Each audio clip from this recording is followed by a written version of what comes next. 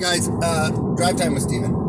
Drive time with Steven. In this case of Jacob Balake getting shot in Kenosha, Wisconsin, and the city burning down on it, we could say a lot of things about the George Floyd shooting, right, that caused all of these riots. And we could say with the cops, overreaction, so on and so forth, or overexertion of force in the George Floyd stuff, which could be debated on certain things. But when it comes to this, it is, if you are on the side of the protesters in Kenosha, Wisconsin, protesting for the shooting of an unarmed, innocent black man again, if you're buying that narrative and you're in support of these ignorant hood rats burning down their city and burning down their community, if you're in support of that, you're blatantly and either a complete and total ignorant fool, or you're not an ignorant fool and you're latching on to anything and everything to justify your narrative, or you rolling out of this complete and total destruction of our culture and society. You're not for Black Lives Matter if you're supporting this. You're not. You are blatantly a liar, or you're ignorant. You're just a fool. Let's go through a couple of the facts here. Jacob Balake was a wanted felon who had a warrant out for his arrest for felony sexual assault, among other things. He'd been arrested many, many, many times for domestic abuse, for burglary, for violent assaults, right? So this isn't some peaceful, gentle giant, even though he wasn't a giant. That was the other narrative that was spun with what's-his-face Brown that started the whole Black Lives Matter movement back in the day. Anyways, this isn't some innocent man. This is a man that they say, the narrative from his lawyer, that he was trying to break up a fight. Being a good Samaritan, he was just trying to break up a fight and wouldn't drop the knife that he had in his hand when the cops got there. Now, we're going to wait for all the facts to come out before we really light this, explain this or light this up a little bit. But he did have it sounds like he had a knife on him. Whether he took it because he was breaking up a fight or he had the knife, which is probably highly more likely, he wouldn't drop it. He was then fighting the police officers. He walked away from getting tased. He got tased. He walked right through the tasing.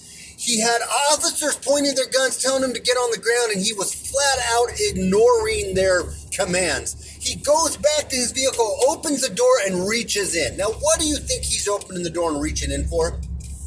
When he's been in a fight with the cops, refusing to drop the knife, been tased, and is walking away. What is he reaching for in there? I don't know. Maybe they'll find a gun in there. Maybe they won't. The fact of the matter is the officers don't know that. And they have done everything they can up until this point to get this guy to comply, and he won't do it. The shooting is justified. Sad because this guy's such a ring that he can't figure out that he's going to get shot, but not some innocent black man that was shot in the back. Can we please get real? Can we please get real? Can we please get a little more credibility for these type of movements where they're burning down a city and the media reports on it because fires have started because people are peacefully protesting of the killing of another innocent black man being shot in the back. That's basically the narrative. When that narrative couldn't explain it worse, isn't anywhere near the truth of this actual situation that was going down. Now, granted, those cops probably should have tackled his ass when he was walking in front of his car and trying to get away. He should have probably they knew he wasn't armed at the time. They probably should have holstered up their weapons and full-on tackled him, both of them. Just tackled his ass to the ground and held him there. But they did try to do that, and he got up and out of it, right? So, ultimately, homeboy getting shot was on homeboy. It was not on the cops. And you ignorant fools and you white signaling, virtue signaling, faux, fake white people out there that are in support of this. Anybody, I don't care what color you are, if you're in support of what's happening in Kenosha, Wisconsin, and you're trying to apply that or equate that narrative with police brutality against black people, you are a moron, literally very low IQ, you're ignorant of really what's going on, or you're a blatant liar. You're a blatant, false, you're just a blatant liar. Promoting a false narrative, and you know it. And I think that's most of the people, because it's hard for me to picture most people being so stupid that they can't see through this.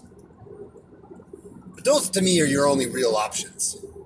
If we're going to try to point to Kenosha, Wisconsin as the justified or justification for police brutality, then you are an absolute fool, a moron, an ignorant fool. Anyways, those are my thoughts on this, and let me know what you think below. Leave me a comment, and until next time, it's SJG Perspective, and this has been another episode of Drive Time with Steven. Without further animus, it's Steven. See you later. Bye.